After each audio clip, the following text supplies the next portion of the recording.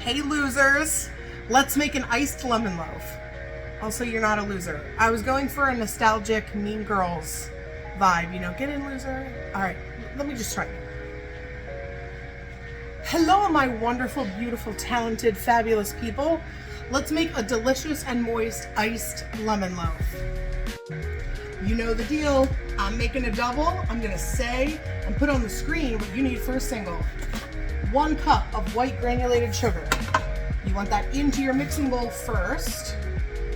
Then you are going to zest 2 lemons into your sugar and put it on stir and let it go for a couple of minutes. That helps to break up all of the oils in the zest, and it binds a bit with the sugar, and it just makes that lemon flavor even more pronounced. Okay, that smells delicious and it's mixing. Now you need 1/2 cup of oil. Put that in. While that is still mixing and doing its thing, you will need 3 eggs. Once you add your eggs and get it all incorporated, it should be looking like a nice yellow wet sand texture. Now add 1/2 teaspoon of salt and 2 teaspoons of baking powder.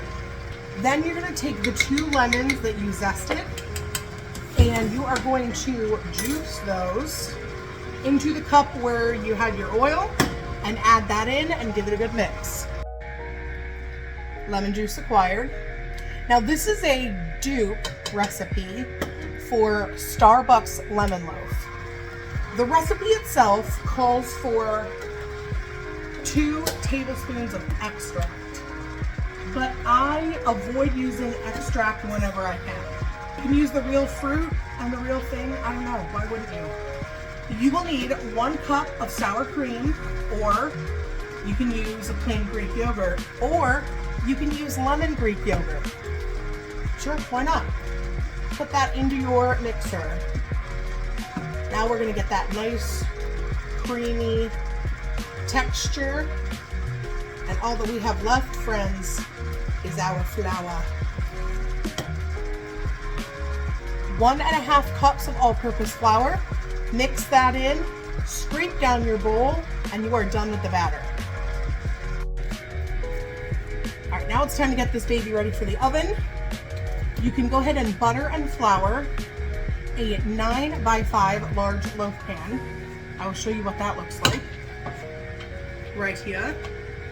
Just rub it with butter, dump flour in, tip it around so it touches all the sides, dump out the excess. This will help it to not stick. This is a better method than Pam, because Pam can also sometimes affect the rise. I am not doing a large loaf, though this recipe would make 1 large loaf. I'm doing mini loaves. This is a Wilton pan.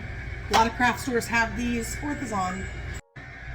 Now, mine are going to go in the oven just like this, because once they're totally cool, they are going to get a lemon glaze on top, and that's going to give it that iced lemon loaf. If you wanted to forego that, you could just bake them plain, or you could add some of the coarse sanding sugar. If you're doing 1 large loaf, it will bake at 350 for about 50 to 55 minutes. If you're doing mini loaves, it's 350. I would start with 30 minutes and then check, so usually between 30 and 35. So let's bake up these beauties. Also, 1 batch usually makes about 3 mini loaves, and I fill them 3/4 of the way full. All right, your perfect little loaves are cool and out. Mine are little, yours might be big. Glaze, 1 cup of powdered sugar, the juice of a lemon, and a little bit of water if needed to get the right consistency. I like mine to be on the slightly thicker side so that it kind of stays and forms that icing like crust when you cut through it. And then I just take some on a spatula and drag it across the top of the loaf. Then I kind of let it move however it's going to move. But do this, let your glaze set for a couple of hours, and then you are ready to wrap it or serve it, or you can wrap and freeze it. These freeze amazingly but gravity will slowly do its work and it will run over the edges and be picture perfect. Starbucks who? Starbucks you.